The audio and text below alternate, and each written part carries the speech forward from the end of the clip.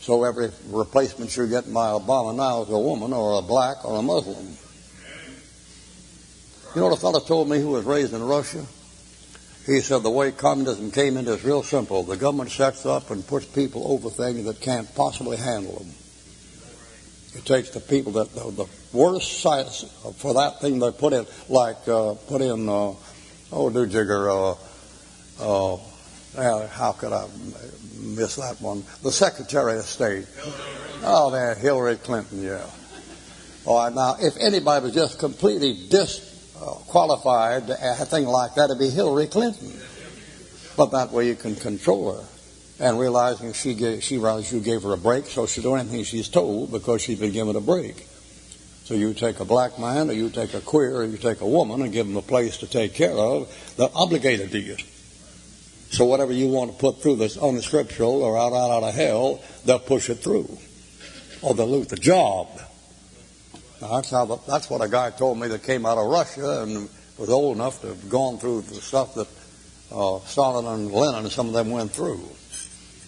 All right, he says this. He says, remove not the ancient landmark. You're going to take that piece of land. He took that piece of land.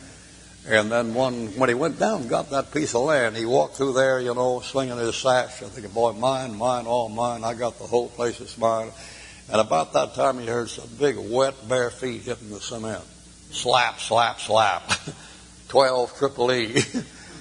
And around the corner comes unsheeted hell around the corner in the form of Elijah.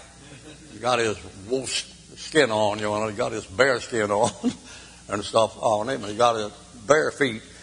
And that fella comes around there and points his finger right at him.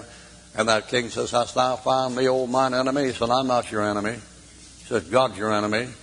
And he said, what you do? You're going to die right here where you had that fellow stoned to death to get his land.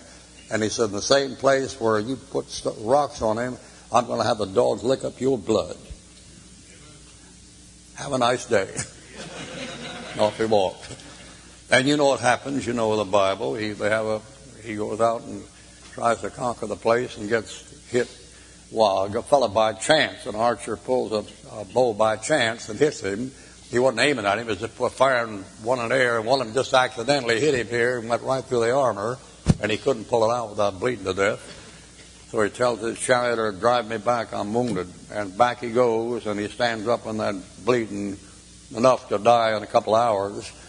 And he dies before they get back home, and when he dies, the blood's already going over the bottom of the chariot. So when they pull up there and get a hose and wash the blood out of that thing, and the dogs show up at that time, and they're going to lick up the blood.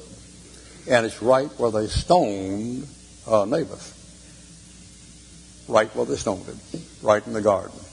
He removed the landmark, so God removed him.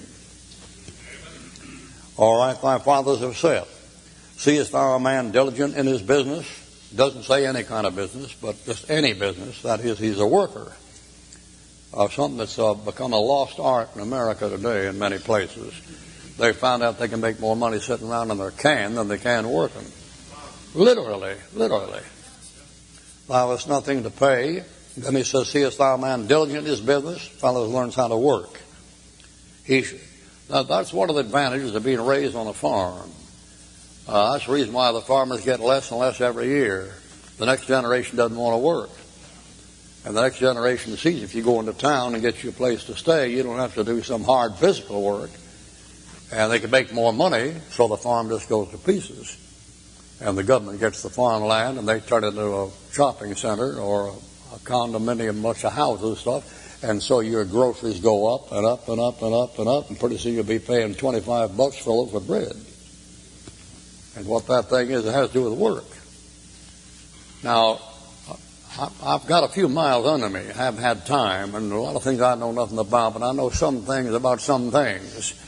And the young men that come down here from up north, the ones that are raised in the country, like in Vermont, or like in New York or Pennsylvania, are not real Yankeefied.